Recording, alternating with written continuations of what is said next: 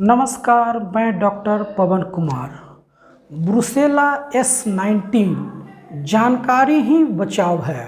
Brucella S19 अर्थात brucella abortus live vaccine strain S19 जो कि एक जूनोटिक डिजीज को रोकने का एकमात्र कारगर वैक्सीन है।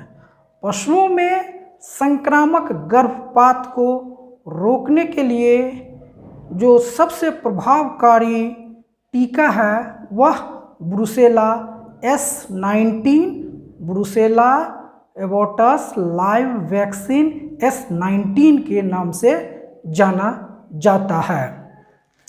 जिस प्रकार से आज कुछ एक बीमारी दुनिया में रहस्यमय ढंग से फैली हुई है, ठीक इसी प्रकार से आज से लगभग 125 साल पहले माल्टा द्वीप में एक रहस्यमय बीमारी फैली जिसे माल्टा फीवर के नाम से, माल्टा बुखार के नाम से जाना गया, जिससे कि लाखों लाख मनुष्य संक्रमित हो गए थे। इस बीमारी को खोजने के लिए दुनिया भर के वैज्ञानिक जुट गए। अंतोगत्वा सन 1887 में डॉक्टर ब्रूस को सफलता मिली। उन्होंने पता लगाया कि माल्टा द्वीप में जो बीमारी फैल रही है यह एक जीवाणु जनित रोग है और उसका नाम उन्होंने ब्रुसेला मेलिटेंसिस रखा और उस बीमारी को माल्टा फीवर और अंडुलेंट फीवर के नाम से जाना गया। उसके ठीक 10 साल बाद डेनमार्क में सन 1897 ईस्वी में पशुओं में संक्रामक गर्भपात नाम की बीमारी रहस्यमय ढंग से फैलने लगी। दुनिया के सारे वैज्ञानिक इसके खोज में जुट गए और डॉक्टर बैंक्स को सफलता मिली। उन्होंने ब्रुसेला एबोर्टस नाम के बैक्टीरिया को खोज निकाला और पता लगाए कि यह जो संक्रामक गर्भपात पशुओं में फैल रहा है यह ब्रुसेला एबोर्टस नाम के बैक्टीरिया से, जीवाणु से फैल रहा है। सर ब्रूस के सम्मान में इस बीमारी को ब्रुसलोसिस कहा गया। यह बीमारी जूनोटिक इम्पोर्टेंस का है, अर्थात मनुष्यों से पशुओं में और पशुओं से मनुष्यों में भी फैलता है। चूँकि इस बीमारी को सर बैंक्स ने खोज किए, इसलिए इसका नाम बैंक्स डिजीज भी रखा गया। 1905 में बकरियों के संक्रमित दूषित दूध पीने से पुनः एक रहस्यमय बीमारी फैलना शुरू हो गई, जिससे कि खोज के दरमियान पाया गया यह ब्रुसेला ओविस नाम का बैक्टीरिया है जो कि इस प्रकार के बीमारी को फैला रहा है। अतः पशुओं में संक्रामक गर्भपात को रोकने के लिए और संक्रमित दूध से फैलने वाली इस ब्रुसलोसिस बीमारी को रोकने के लिए ब्रुसेला S19 वैक्सीन का खोज किया गया। यह टीकाकरण सरकार द्वारा निःशुल्क चलाई जाती है, जो कि 4 से 8 महीना के बाछी एवं पारियों को जीवन भर में एक बार लगा दिया जाता है। इसके बाद पूरा जीवन संक्रामक गर्भपात नाम की बीमारी से वह सुरक्षित रहता है, गाय बाछी सुरक्षित रहती है। अब सन 1914 में सर ट्राम ने सुअरी में इसी प्रकार के बीमारी का खोज किया गया, जिसे ब्रुसेला स्विस नाम दिया गया।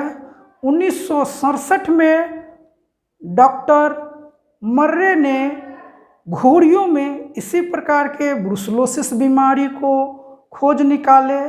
1968 में डॉक्टर केनी कुत्तियों में इस प्रकार के बीमारी को खोज निकाले, जिसे कि ब्रुसेला केनिस नाम दिया गया। इस प्रकार से हम देखते हैं ब्रुसेला के कई एक प्रजातियां हैं जो कि भिन्न भिन्न प्रकार के पशुओं को प्रभावित करते हैं। पहला ब्रुसेला मेलिटेंसिस जो कि मनुष्यों को प्रभावित करता है। दूसरा ब्रुसेला एबोर्टस जो कि गाय एवं भैंसों को प्रभावित करता है। ब्रुसेला ओविस जो कि भेड़ बकरियों को प्रभावित करता है। ब्रुसेला स्विस जो कि सुअरी को प्रभावित करता है। ब्रुसेला केनिस जो कि कुत्तियों को इस प्रकार से प्रभावित करता है। Brucella abortus live vaccine strain S19 निःशुल्क सरकार द्वारा टीकाकरण कार्यक्रम चलाया जाता है। हमारे पशुपालक बंधु को इसका फ़ायदा उठाना चाहिए और निकट के पशु चिकित्सक से संपर्क करके इस टीकाकरण को अवश्य करवाना चाहिए। अब यदि दूध संक्रमित है या बाहर से आया है तो इसे पाश्चुराइज करना बहुत आवश्यक है।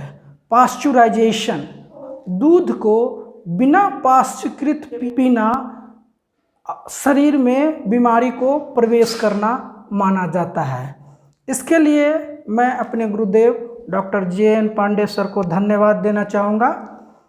आज से करीब 23-24 साल पहले जब भी हम लोग के वर्ग में प्रवेश करते थे, सर एक ही बात कहा करते थे कि दूध को अच्छी तरीक़ा से पाश्चुकृत करें, इसके बाद ही पीजिए। चूँकि वो Bihar veterinary college department of veterinary public health के मिल्क हाइजीन के एक्सपर्ट हुआ करते थे। तो मिल्क हाइजीन एक्सपर्ट दूध को 63 डिग्री सेल्सियस पर आधे घंटा अथवा 73 डिग्री सेल्सियस पर 15 सेकेंड गर्म करके उबाल करके अच्छी तरीक़ा से खौला करके जब दूध ठंडी हो जाए इसके बाद ही पीना चाहिए, ताकि आप ब्रुसलोसिस और अन्य कुछ बीमारियां जो कि दूध से मनुष्यों में, पशुओं से मनुष्यों में होने की संभावना रहती है, इससे बचा जा सकता है और परिवार को स्वस्थ रखा जा सकता है। इस प्रकार से brucella S19, brucella abortus live vaccine strain S19 की जानकारी रखकर हम अपने और अपने परिवार को स्वस्थ और सुरक्षित रख सकते हैं। धन्यवाद।